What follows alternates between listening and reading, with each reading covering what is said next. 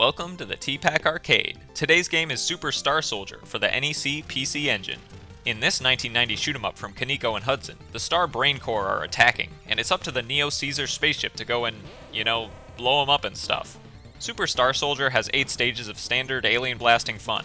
It's everything you could want in a no-nonsense space shooter. Come to think of it, if someone were to ask me for the most representative example of the genre as a whole, I feel like I could confidently point to Super Star Soldier and say this. The game is a smattering of so many great shooter tropes, but it doesn't feel disconnected or lacking in its own identity. You've got space stages, terrestrial stages, various enemy attack patterns, mid-bosses, tunnel runs, asteroid belts, dodging sections, a boss rush, the list goes on and on. Yet Super Star Soldier pulls it off beautifully because, at its core, it's an incredibly simple game, especially with regard to the mechanics and upgrades. You've got 3 degrees of adjustable speed, satellite options, missiles, and a choice of 4 special weapons based on the color of the power-up you grab.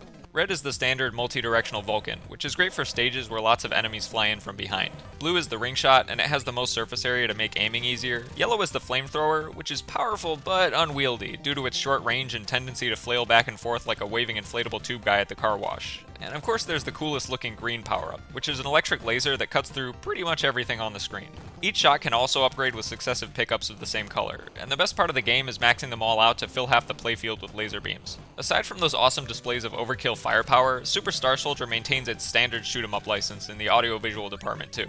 That's not to imply that it looks or sounds bland, just that it looks and sounds like you'd expect a great space shooter should. It especially hits all the desirable marks in boss designs. The coolest ones would have to be the Scorpion, whose tail is a laser gun, the mech who shoots its arms at you, and the 2-part boss that introduces both a robot squid and a mechanical snake into the fray.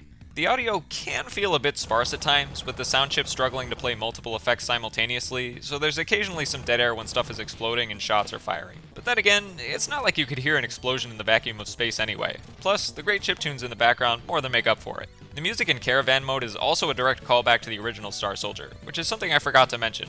Aside from the main game, Super Star Soldier also has a 2-minute and 5-minute score attack mode, where you try to rack up as many points as possible within the time limit. Caravan modes are a lot of fun, but they also make you realize that as much as you'd like to tell your peace-loving conscience that you play shooters to be a hero space pilot saving the world from evil aliens, you're really just here to blow stuff up and look at all the pretty explosive colors of fire and shrapnel and destruction left in your wake. My favorite part of the game was Stage 5, where you have to blast through chunks of ice to clear a path through all the clutter. Levels like this are a staple for many shooters, whether it be bubble mazes or asteroid belts or whatever. I thought this one was extra special though, because some of the ice shards actually have enemy ships encapsulated in them, which not only looks cool, like Jello with fruit suspended inside, but it also gives you an extra thing to blow up for every thing you blow up. Just how I like it. I will say though, I have a bit of a love-hate relationship with stages like this, since they're a death sentence to me if I don't have sufficient firepower to lawn mow through the hazards. Which brings me to the difficulty level of Super Star Soldier. This game can be pretty brutal. At first I was hesitant to cheat my way through because it offers unlimited continues, but the problem is that you lose all your power-ups whenever you die, which makes tackling the levels feel like going into a gunfight with a spork.